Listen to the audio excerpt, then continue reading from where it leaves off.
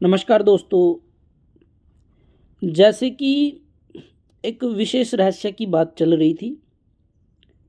बहुत सारे व्यक्ति कह रहे थे कि एलियन हैं, ये हैं। देखो, हमारे महाभारत में, हमारे रामायण में भी अनेक प्रकार की चीज़ें बताई गई हैं। लेकिन अब हम आपको महाभारत को छोड़कर आज रामायण की बात करते हैं। तो रामायण में जब युद्ध हुआ था, तो रामायण में युद्ध हुआ तो रावण जी के पास एक अजर अमर सेना थी, जो ना तो मरने वाली थी,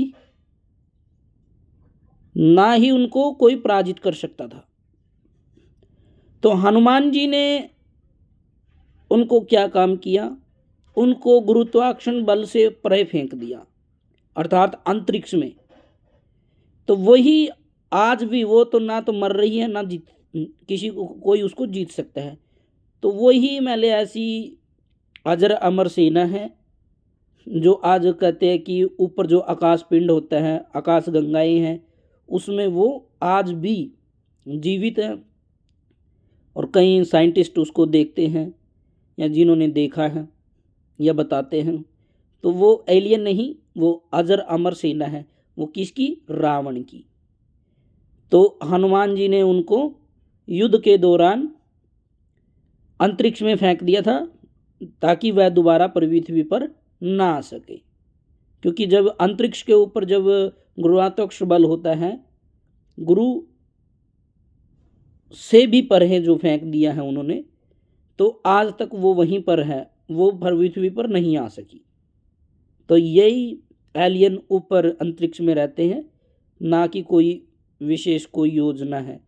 क्योंकि वो व्यक्ति जैसे दिखाई देते थे, या उनका जो ऐसी वो सेना थी बहुत ही विशाल, तो उसको अजर अमर सेना कहते हैं। वो रावण की थी।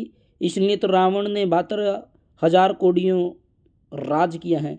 वो किसी से पराजित इसलिए तो नहीं हुआ, क्योंकि उसके पास जो सेना थी, अजर अमर सेना, वो उसको हारने ही नहीं देती थी। तो जब हनुमान जी ने, बालाजी महाराज जी ने जब उनको ऊपर फेंक दिया, तो उसके पास वो अजर अमर सेना रही नहीं, तो जिसके कारण से उनकी विजय नहीं हुई। और भी कई हैं रामायण में। इंद्रजीत हैं। इंद्रजीत को भी ब्रह्मा जी के द्वारा एक वरदान मिला गया था कि जैसे ये भूत यज्ञ कर लोगे, तो उसके बाद आपको कोई पराजित नहीं कर सकता। तो बहुत सारे रहस्य हैं रामायण में भी। हमारी संस्कृति इतनी तकड़ी थी कि छोटी छोटी बातों को बहुत विस्तार रूप से बताया गया है, लेकिन हमें उनको पढ़ाया ही नहीं जाता। ये बहुत सोचने का, समझने का विषय है कि हमारी संस्कृति को, हमारी धार्मिक चीज़ों को हमें ही नहीं पढ़ाया जाता। अन्य धर्मों की व्यक्तियों को उनकी चीज़ें पढ़ाई जाती है, लेकिन हमारे धर्म की हमें चीज़ें पाठ्यक्रम में ना तो निर्माण होता है उनका, ना उनको जोड़ा जाता है। क्योंकि अगर हम उनको जोड़ देंगे तो हम पुनः विश्व गुरु बन सकते हैं। तो जय तु भारतम, जय तु संस्कृतम।